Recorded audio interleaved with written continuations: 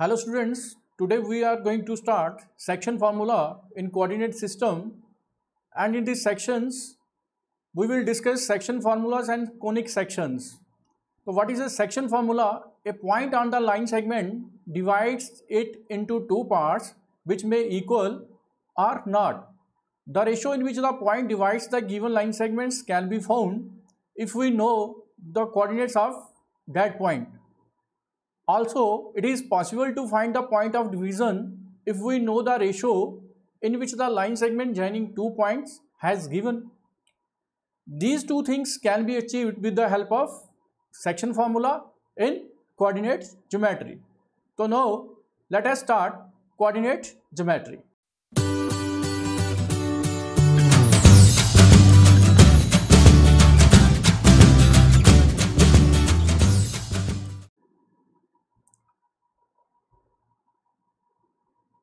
So first is section formula. So first we have to prove section formula.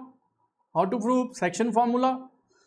तो इसमें क्या आ गया, इसमें हमारे पास दो कोऑर्डिनेट सिस्टम्स, एक एक्स एक्सिस ले लिया, दूसरा वाई एक्सिस ले लिया. उसके बाद दो पॉइंट्स ले लिए, एक पॉइंट ए ले लिया, बी ले लिया, और एक जो हमारी जो लाइन सेगमेंट्स है दो पार्ट्स में जो है डिवाइड कर दिया. एक को हमने एम का नाम दे दिया, दूसरे को हमने एन का नाम ले लिया. और इसमें जो पॉइंट रखा हुआ है उसके हमने कोऑर्डिनेट्स ले लिए एक्स और वाई. उसके बाद यहाँ से एक लाइन ड्रॉ कर ली, परपेंडिकुलर खींच लिया यहाँ से ए पॉइंट से, ऐसे ही सेम जो है पी पॉइंट से खींच लिया परपेंडिकुलर, और अगले वाले पॉइंट बी से भी हमने परपेंडिकुलर खींच लिया. उसके बाद यहाँ से हमने एक लाइन खींची और यहाँ से हमारी दो ट्राइंगल्स हो गई. कौन कौन सी ट्राइंगल हो गई? एक हो गई हमारी ए पी एच, और दूसरी ट्राइंगल कौन सी हो गई? दूसरी हो गई हमारी ये जो हमारी ए पी एच है, ये देख रहे हैं आप, ए के कोऑर्डिनेट्स हैं x1 y1, पी के कोऑर्डिनेट्स हैं xy, और थर्ड पॉइंट जो है वो है h हमारा. अब ऐसे ही दूसरी ट्राइंगल जो है वो है हमारी पी की वे, पी के बी, है ना. तो पी के बी, तो पी के कोऑर्डिनेट्स x और y, बी के कोऑर्डिनेट्स x2 और y2, और थर्ड पॉइंट जो है वो है हमारा k. अब दोनों ट्राइंगल्स क्या हैं? आपस में सिमिलर हैं. तो अगर दोनों ट्राइंगल्स अगर हमारे पास सिमिलर हैं तो इसमें हम बीपीटी लगा सकते हैं कि इसमें जैसे ए पी हो गया, A P upon B P हो गया is equal to A H, क्योंकि इनकी कॉरस्पॉन्डिंग साइड्स जो है वो भी क्या रहेंगी? इक्वल रहेंगी, प्रोपोर्शन में रहेंगी. तो A P upon B P is equal to A H upon P K is equal to P H upon B K. अब यहाँ पे जो रेशो हमें दी गई है A P upon B P किस में है? एम इज टू एन में. अब ये यहाँ पे हमने क्या लिख दिया? m अपान n. और ए एच कितना है? ए एच यहाँ से देखेंगे आप, ये a है, ये h है. अब ये जो सिस्टम है यहाँ पे क्या है? x है. तो इसलिए हमने क्या लिख लिया इसको कि x माइनस x1, और n का जो पॉइंट रहेगा n वाला क्या है यहाँ पे? ये हमारा क्या है? x2 है. तो x2 माइनस पूरा कोऑर्डिनेट लेना है हमने, तो x2 माइनस x हो गया. ऐसे ही y के लिए लेंगे तो y क्या बनेगा? y minus y1 upon y2 minus y. अब इन दोनों को हम क्या करेंगे? सॉल्व करेंगे. m को हमने x2 माइनस x1 के साथ मल्टीप्लाई कर लिया, और y और n को हमने x माइनस x1 के साथ मल्टीप्लाई कर लिया, जैसे हम क्रॉस मल्टीप्लाई करते हैं. उसके बाद ऐसे ही सिमिलरली जो m अपॉन n है उसको भी हमने m को मल्टीप्लाई किया किसके साथ? y2 माइनस y के साथ, और n को हमने मल्टीप्लाई कर लिया y माइनस y1 के साथ. जब हमने दोनों को मल्टीप्लाई किया तो पॉइंट्स क्या निकल गए हमारे पास? mx2 plus nx1. तो मैं यहाँ से आपको साइड पे करके भी बता देता हूँ. जैसे यहाँ पे जो m है हमारा, m क्या है? x2 माइनस x, और n क्या है? n जो है वो है हमारा x माइनस x1. इन दोनों को मल्टीप्लाई कर लो आपस में. जब दोनों को मल्टीप्लाई करोगे तो क्या बन जाएगा ये? mx2 minus mx is equal to nx minus nx1. अब नेक्स्ट स्टेप में क्या बनेगा ये? mx2 plus nx1 is equal to mx plus nx. ठीक है. अब यहाँ पे हमारे पास x क्या निकलेगा? x के जो पॉइंट्स रहेंगे वो हमारे क्या बन जाएंगे? mx2 plus nx1 upon m plus n. ऐसे ही ये मैंने x के लिए निकाल के बताया, तो y के लिए भी जो बनेगा, y के लिए हमारा क्या आ जाएगा, y के लिए हमारा ये वाला पॉइंट्स आ जाएगा।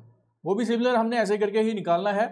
इस m को y2 माइनस y के साथ मल्टीप्लाई कर देना है और n को y माइनस y1 के साथ मल्टीप्लाई करेंगे तो हमें y के जो कोऑर्डिनेट है, जो पॉइंट्स है y का, वो क्या निकल जाएंगे, my2 plus ny1 upon m plus n। ठीक है, ये हो गया हमारा सेक्शन फार्मूला। अब मिड पॉइंट कैसे निकालते हैं, मिड पॉइंट निकालने का क्या तरीका है। जैसे ये हमारी लाइन सेगमेंट आ गई, ये पॉइंट हमने ले लिया, इस पॉइंट के हमने कोऑर्डिनेट्स ले लिए x और y, दो पॉइंट्स ले लिए, एक a ले लिया, दूसरा b ले लिया। तो a के जो कोऑर्डिनेट्स ले लिए हमने x1 y1 और b के कोऑर्डिनेट्स हमने ले लिए x2 y2। ठीक है, अब हमने क्या निकालना है, x और y निकालना है। तो m/n, ये पूरी लाइन जो हमने खींची हुई है, ये हमारी क्या है, 1:1, मतलब ये m हो गया, दूसरा n हो गया। तो m, ये हम इसको m मान लेते हैं और दूसरे वाले पॉइंट को हम n मान लेते हैं, और ये इक्वली डिवाइड कर रही है 1:1 की रेशो में। ठीक है, तो पॉइंट क्या बन जाएगा, पॉइंट बन जाएगा p, जो p वाला जो पॉइंट रहेगा वो हमारा क्या रहेगा, जो हमने मिड पॉइंट निकालना है वो हमारा क्या बनेगा, x1 प्लस x2 अपॉन 2, दूसरा क्या बन जाएगा, y1 प्लस y2 अपॉन 2। ठीक है, तो ये हमारा क्या हो गया, ये मिड पॉइंट हो गया। तो ये मिड पॉइंट का भी अगर कभी कोई प्रॉब्लम आ जाए तो मिड पॉइंट का सीधे डायरेक्टली हम फार्मूला अप्लाई करेंगे, तो वहाँ से हम दोनों पॉइंट जो है, मिड पॉइंट जो है वो निकाल सकते हैं। ठीक है, उसके बाद आगे क्या है, आगे इसके ऊपर नोट दिया हुआ है। जैसे अगर हमारे पास 3 पॉइंट्स हैं A, B और C, और ये तीनों कॉन्जिक्यूटिव्स हैं, ठीक है, और ये वर्टिसेस हैं किसके, पैरेललोग्राम के लिए। इसका भी मैं आपको शॉर्टकट बताता हूँ कि पैरेललोग्राम में अगर 3 वर्टिसेस दिए गए हों तो फोर्थ वर्टिस जो है हम कैसे फाइंड कर सकते हैं। ये हमारी पैरेललोग्राम बन गई। ठीक है, ये डायगोनल आ गया, ये दूसरा डायगोनल आ गया, तो इसके पॉइंट्स लिख लेते हैं। ये A के कोऑर्डिनेट्स आगे, ये B के आगे, उसके बाद ये C के आगे और ये D के आगे।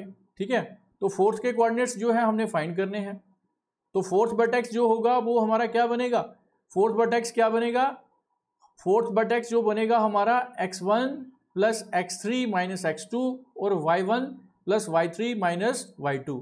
तो ये हम एक शॉर्टकट तरीके से जो फॉर्मूला है आपने दिमाग में रख सकते हैं कि ये हो गया हमारा x1, ये हो गया हमारा x3 और x2 आपको थोड़ा सा दूर दिखाई दे रहा है। मतलब हम इसको बोल सकते हैं कि अगर हमने ऐसे दिमाग में रखना है कि हम कैसे इसको माइंड में रख सकते हैं कि जो हमारे पास जो एडजेसेंट वाले जो पॉइंट्स हैं, जैसे A और D है, A और C है ना, और जो अपोजिट वाला पॉइंट है उसको हमने क्या कर लेना, माइनस कर लेना। ऐसे आप लोग दिमाग में रख सकते हैं कि अगर कभी भूल जाए कि हम कैसे करें, तो आपने क्या करना है कि जो एडजेसेंट वाले जो वर्टेक्स हैं उनको दोनों को प्लस कर लेना है और जो अपोजिट वाला जो वर्टेक्स है उसको माइनस कर लेना है। ठीक है, ऐसे ही y के लिए तो ये बन जाएगा y1 प्लस y3 और जो अपोजिट वाला वर्टेक्स जो है वो है हमारा y2, तो हम उसको माइनस कर लेंगे। अपोजिट वाले वर्टेक्स को आपने क्या कर लेना, माइनस कर लेना है।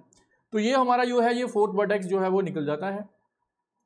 उसके बाद अब इसमें बताया गया है कि DEF जो है मिड पॉइंट्स हैं साइड BC, CA और AB के ट्राइंगल ABC। ये हम पहले ट्राइंगल ड्रॉ कर लेते हैं, ये पॉइंट्स आ गए हमारे। अब इसके मिड पॉइंट्स रख लेते हैं। एक हमारा क्या आ गया, D आ गया, यहाँ पे क्या आ गया, E आ गया और ये आ गया हमारा F। ठीक है, अब ये जो DEF है ये हमारे क्या है, ये मिड पॉइंट्स हैं।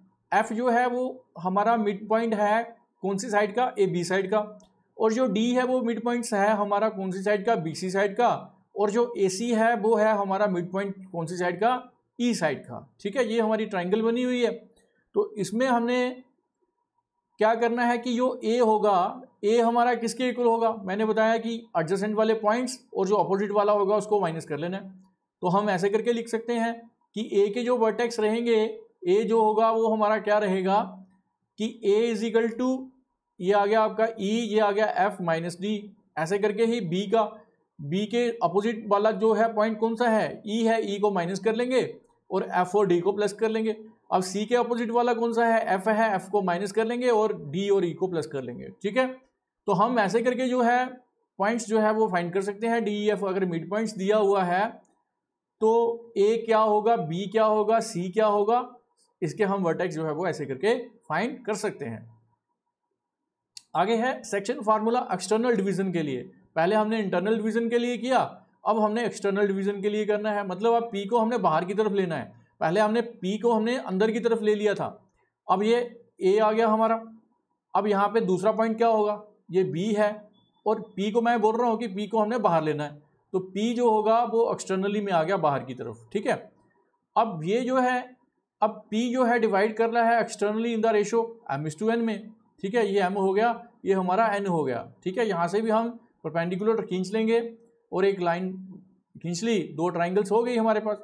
एक ट्राइंगल कौन सी आ गई, ये पॉइंट्स हमने रख लिए, इसके नाम दे दिए पॉइंट्स के।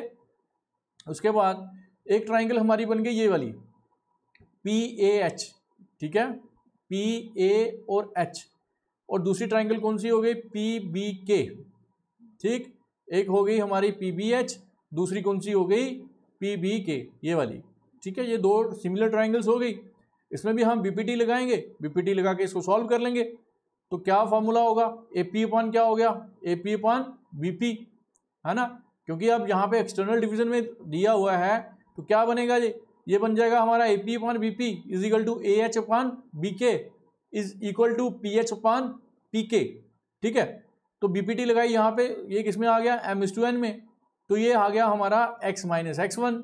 m क्या आ गया आपका, m जो है, m जो हमारा आ रहा है वो हमारा क्या है, पूरी लाइन क्या है, ये x है, तो x माइनस क्या हो गया, x माइनस x1 हो गया।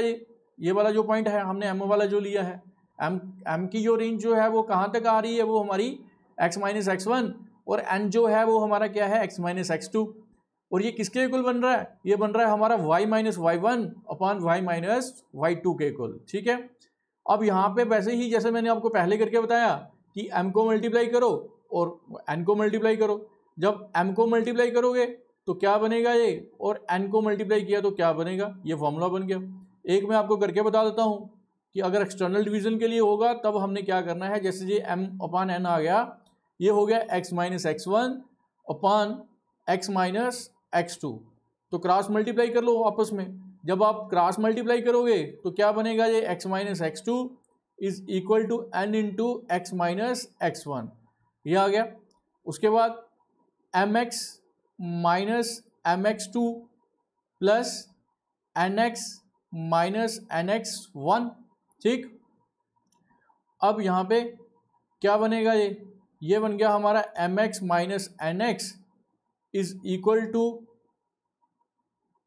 mx2 माइनस nx1, ठीक है, अपॉन अगर हम यहाँ से कॉमन ले लेते हैं x को, तो यहाँ पे क्या आ जाएगा नीचे हमारा m माइनस n, ठीक है। यहाँ से अगर हम x को कॉमन ले लिया दोनों में से, जब x को कॉमन ले लेंगे इसमें से, तो यहाँ पे हमारा क्या बन जाएगा नीचे m माइनस n। ऐसे ही बाई के लिए क्या बन जाएगा, ऐसे करके, ठीक है। ये हो गया हमारा section formula for external division, ठीक। अब इसमें क्या है, अगर रेशो निकालनी है which the point divides the line segment joining, एक पॉइंट हमें A और दूसरा हमें क्या दिया हुआ है, B दिया हुआ है। The ratio in which the point P divides the line segment, कि वो रेशो हमने फाइंड करनी है, तो रेशो का निकालने का क्या फॉर्मूला रहेगा, x1 minus x is to x minus x2, ठीक है। x1 minus n x is to x minus x2। ऐसे ही बाई के लिए क्या रहेगा, y1 minus y is to y minus y2। ये सिंपल सा फॉर्मूला आप लोगों ने दिमाग में रखने हैं, ये वाले फॉर्मूले, क्योंकि अगर ये कोऑर्डिनेट जो सिस्टम है ये सिर्फ फॉर्मूले के बेस के ऊपर ही है। अगर आपको फॉर्मूले अच्छे से आते हैं तो किसी भी प्रॉब्लम को निकालने में आपको दिक्कत नहीं आएगी। तो x1 minus x is to x minus x2 और y1 minus y is to y minus y2। यह है रेशो के निकालने के लिए, the ratio in which the points p x y divides the line segment A और B के लिए, ठीक है। उसके बाद आगे, the ratio in which the line segment joining this is divided by, अगर x एक्सिस के लिए होगा तो वो हमारा क्या बन जाएगा, minus y1 is to y2। अगर y एक्सिस के लिए होगा वो हमारा क्या बन जाएगा, minus x1 is to x2, ठीक है। तो ये हमारी रेशो बन जाती है, ये भी x रेशो निकालने के लिए, y रेशो निकालने के लिए। अब इसके MCQs हैं, जैसे मिड पॉइंट निकालना है, मिड पॉइंट का तो आपको निकालने का पता ही है कि दोनों पॉइंट्स x वाले दोनों points x1 plus x2 upon 2 और y1 प्लस y2 अपॉन 2। जैसे यहाँ पे क्या बन जाएगा, ये बन जाएगा 2 प्लस 4 अपॉन 2, दूसरा क्या बन जाएगा 3 प्लस 5 अपॉन 2। तो कितना हो गया, 4 प्लस 2 इज 6, 6 बाई 2 इज 3, ये आ गया। और 3 प्लस 5 इज 8, 8 को 2 के साथ डिवाइड किया तो क्या आ गया 4। ऐसे करके करने हैं। ये फॉर्मूले सारे मैंने बता दिए अब आपको, आप इसको आप अच्छे से कर सकते हैं, ठीक है। अब इसमें है the ratio in which the X axis, अब रेशो निकालनी है हमने एक्स एक्सिस की। क्या है? The ratio in which the X axis divide the line segment joining A और बी। अब ए और बी हमें पॉइंट्स दिए हुए हैं, तो इसकी रेशो निकाल के बताओ। तो रेशो क्या निकलेगी इसकी? रेशो जो है ये इसकी बन जाएगी -4 और 3, ठीक है। ये इसका सेकंड आंसर जो है वो सही रहेगा। उसके बाद अगला वाला, the ratio in which the point 2 1 divides the line segment A और बी। अब इसमें भी हमने रेशो फाइंड करनी है, ठीक है। तो क्या बनेगा? ये 1 और 2 दिया हुआ है, ये 4 और 7 दिया हुआ है, तो क्या आंसर सही रहेगा इसका? 1:2, ठीक है। आप लोग इसको खुद से करेंगे, खुद से करके देखो जरा क्या आंसर्स निकल रहे हैं आप लोगों के, सही आ रहे हैं या नहीं आ रहे हैं। उसके बाद अगला वाला जो है वो है हमारा टॉपिक जो है वो है पॉइंट्स ऑफ ट्राइसेक्शन। तो ट्राइसेक्शंस के लिए पॉइंट्स ऑफ ट्राइसेक्शंस कैसे फाइंड करते हैं? ट्राइसेक्शन का मतलब हो गया 3, है ना। तो ट्राइसेक्शन के लिए जैसे सपोज कि ये ए है, ये बी है, ये हमारी लाइन सेगमेंट हो गई। अब इस लाइन को हमने 3 इक्वल पार्ट्स में हमने डिवाइड करना है, ठीक है। ये एक पॉइंट हो गया, इसको ये बी हमने मान लिया, इक्वल पार्ट्स तो नहीं बोल सकते, ये मतलब ये 1/3 हो गया, क्योंकि ये 1 है तो बाकी वाला दूसरे जो पार्ट होंगे वो कितना हो जाएगा? ये 2 हो गया, है ना। तो इसको हमने ऐसे करके बोल सकते हैं कि ये हमारा क्या हो गया कि ये 1 आ गया, उसके बाद 2 आ गया, ठीक। उसके बाद अगर हम AP/PB निकालना हो तो AP/PB जो होगा वो हमारा रहेगा 1:2, ठीक है। ऐसे ही ये हमने पॉइंट ले लिया Q, ठीक। ये एक पार्ट हो गया, ये दूसरा पार्ट हो गया, ये तीसरा पार्ट हो गया। तो ट्राइसेक्शन बन गई ये, क्योंकि हमने एक लाइन को 3 पार्ट्स में मैंने डिवाइड कर दिया। जैसे मैं बता रहा हूँ आपको कि हम इसको 1/3 बोल सकते हैं कि एक लाइन को हमने 3 पार्ट्स में जो है वो डिवाइड करना है, ठीक है। कि ऐसे करके बन गया, ये एक लाइन है, उसको हमने 3 पार्ट्स में डिवाइड कर लिया, AP हो गया, मतलब AP = PQ = QB, ऐसे करके बोल सकते हैं। अब ये हमारा कितना हो गया? अगर हम इसको देखें तो इसमें 2 डबल आ गया ना, ये हमारा जो AQ होगा वो हमारा क्या बन गया? 2 बन गया, और जो हमारा QB है वो हमारा क्या बन गया? 1 बन गया। तो ये हमारा क्या हो गया? ये ट्राइसेक्शन हो गया। तो P and Q are the point of the trisections of the line segment AB। तो फर्स्ट क्या है? फर्स्ट तो जैसे मैंने बताया आपको कि ये तीनों पार्ट्स जो है आपस में इक्वल रहेंगे। कौन कौन से? AP = PQ = QB। और सेकंड में क्या है? जो मिड पॉइंट होगा PQ का, P और Q का, ये हमारा P पॉइंट है, ये हमारा Q पॉइंट है, वो क्या होगा? मिड पॉइंट किसका होगा? AB का। मतलब PQ का मिड पॉइंट जो होगा वही वो किस मिड पॉइंट के इक्वल होगा? जो मिड पॉइंट रहेगा किसका? AB का। उसके बाद थर्ड वाला जो है, अब ये P और Q जो है डिवाइड कर रहे हैं, P और Q जो है वो डिवाइड कर रहे हैं AB को 3 इक्वल पार्ट्स में, ठीक। अब हार्मोनिक कॉन्जुगेट क्या होता है ये भी मैं बता देता हूँ कि ये भी इंपॉर्टेंट थोड़ा सा है। हार्मोनिक कॉन्जुगेट किसको बोलते हैं? जैसे एक पॉइंट ले लिया हमने P, किस पे? कोई लाइन सेगमेंट ले ली हमने AB, वो किस में रेशो दी गई है? उसमें M/N की रेशो दी हुई है इंटरनली। अब Q जो है, पहले तो इंटरनली रेशो दी हुई है M/N, अब Q जो है वो डिवाइड कर रहा है AB in the ratio M/N externally.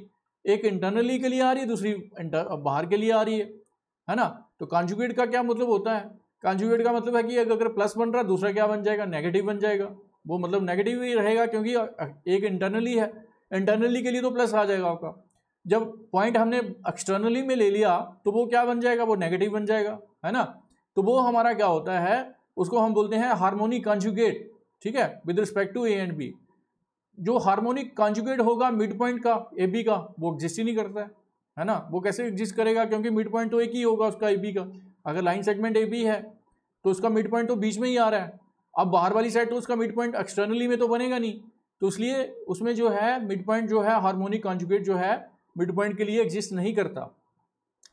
उसके बाद P और Q जो है हार्मोनिक कॉन्जुगेट्स हैं AB का। और दूसरा क्या है? Conjugate with respect to AB, ये हो सकता है। Then AB are harmonic conjugate with respect to P and Q, है ना। अगर P और Q जो अगर बाहर चले जाएंगे तो वो हमारा क्या बन जाएगा? वो ऐसे करके बन जाएगा, कॉन्जुगेट बन जाएगा। उसके बाद P और Q जो है हार्मोनिक कॉन्जुगेट्स हैं AB के। अब AB और AQ ये किस में होंगे? ये हार्मोनिक प्रोग्रेशंस में होंगे, ठीक है। ये सारे के सारे जो रहेंगे एचपी में रहेंगे। अब इसके ऊपर एमसीक्यूज अगर हम देखें, the point which divides A line segment in the ratio 1:2 और 2:1, ठीक है। तो इसके लिए क्या रहेगा कि ये पॉइंट ऑफ इन्फ्लेक्शन है या ये पॉइंट ऑफ ट्राइसेक्शन है या पॉइंट ऑफ रिफ्लेक्शन है या कॉन्जुगेट है। ये तो पता ही है कि अगर 1:2, अभी मैंने बताया कि 1:2 एक पार्ट है तो दूसरा वाला जो है वो 2 पार्ट्स रहेंगे। ऐसे ही अगर पहला वाला 2 है तो दूसरा वाला जो है तो ये हमारा क्या बनेगा, पॉइंट ऑफ ट्राइसेक्शन। अब पी और क्यू जो है हार्मोनिक कॉन्जुगेट है विद रिस्पेक्ट टू ए और बी। ए पी 2 है, ए क्यू 4 है, तो ए बी कितना रहेगा, ए बी की जो रेशियो रहेगी वो हमारी क्या रहेगी, वो रहेगी हमारी 8:3, ठीक है ना, क्योंकि 3 ही पार्ट बनेंगे इसके। एक बन गया ए पी, क्योंकि एक लाइन हो गई हमारी, लाइन कौन सी बन गई हमारी, ये ए है ये बी है, ठीक है।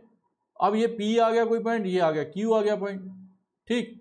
अब पी और क्यू जो है हार्मोनिक कॉन्जुगेट हैं with respect to A B, तो ए पी जो होगा, ए पी जो है वो हमारा जो है वो 2 दिया हुआ है, इसका मतलब ये 2 है, तो ये कितना रहेगा, ये 3 रहेगा आगे वाला जो पार्ट 0 रहेगा। तो इसका जो सही आंसर जो बनेगा वो हमारा क्या बन जाएगा, क्योंकि ए क्यू जो है वो कितना दिया हुआ है, ए क्यू जो है वो हमें 4 दिया गया है, तो 4 × 2 तो वो 8 बन जाएगा, तो 3 पार्ट में रखा हुआ है इसको, तो क्या बन जाएगा ये 8:3। अब यहाँ पे x1 और y1 दूसरा पॉइंट ये दिया हुआ है, ये दोनों पॉइंट्स हैं harmonic conjugates of the mid points of A B. तो क्या सही आंसर रहेगा इसका कि ये एग्जिस्ट ही नहीं करता। मैंने अभी बताया आपको कि अगर जो मिड पॉइंट्स हैं ए बी के तो वो अंदर ही रहेगा, बाहर वाली साइड तो जाएगा नहीं, इंटरनली रहेगा, एक्सटर्नली तो जाएगा नहीं, तो इसलिए ये एग्जिस्ट ही नहीं करता। अब अगला वाला है find the point which divides the line segment joining this and this. कितनी रेशो में रखनी है इसको, 3:2 की रेशो में रखना है, ठीक है। तो वही वाला फार्मूला है जो लाइन सेगमेंट है, ठीक है। तो लेट ए और बी आ गया, रेशो कितनी आ गई, m:2, तो लगाओ फार्मूला, सेक्शन फार्मूला लगाना है। m की वैल्यू है, n की वैल्यू है, ये सारी वैल्यूज हम लोग पुट करेंगे, x1 भी है, y1 भी है, x2 है, y2 है, उसके बाद ये सारी वैल्यूज पुट करेंगे तो उसमें जो है ये हमारा फॉर्मूला जो है वो बन जाता है। ये x की वैल्यू आ गई, सिंपल हमने फॉर्मूला अप्लाई करना है और उसका आंसर आ जाता है। तो जब हम इसको अप्लाई करेंगे तो ये किसके इक्वल हो गया, 2 आ गया, -11.5 आ गया। उसके बाद find the point which divides the line segment joining the points this in the ratio -6:5। तो ये m हो गया, ये आपका n हो गया, ठीक है। इसमें भी फार्मूला लगाओ, फार्मूला लगा के जो है हम सीधे फार्मूला लगाएंगे, और m -6 दिया हुआ है और n जो है हमें 5 दिया गया है, तो लगाया फार्मूला x का और ये y का, दोनों का फार्मूला लगाने के बाद ये हमारा आंसर बन गया, ठीक है। ये पॉइंट्स निकल गए, -38 और -1। अगला वाला है the point of trisection of the line segment. अब इसका ट्राइसेक्शन निकालना है, तो ट्राइसेक्शन निकालने का फॉर्मूला तो बताया ही मैंने आपको, है ना।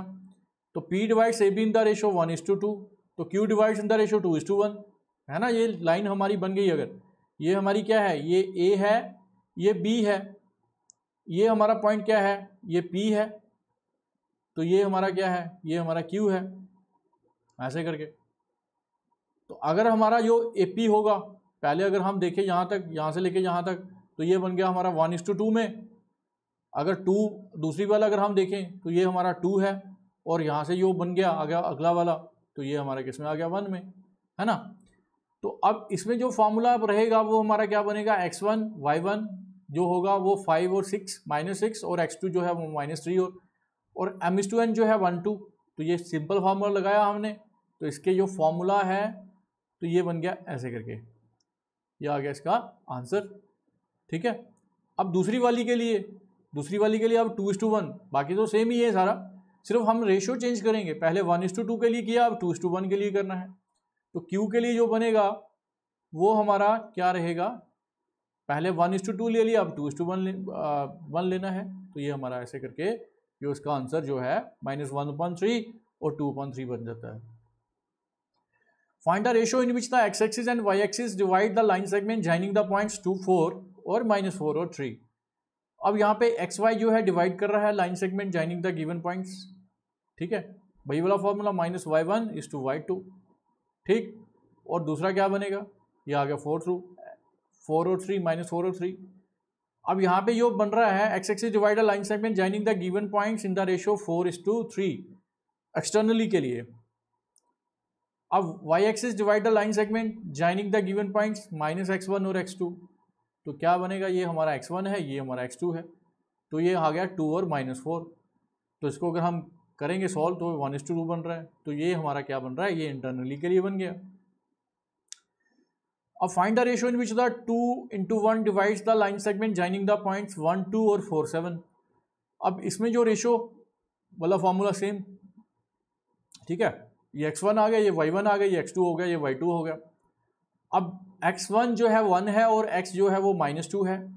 ऐसे ही दूसरा वाला जो है ये 2 है और दूसरा क्या है -4 है, तो -1 और -2 आ गया, तो इसका मतलब सिंपली जो है माइनस माइनस तो कैंसिल हो जाएगा, तो ये 1:2 बन जाएगा।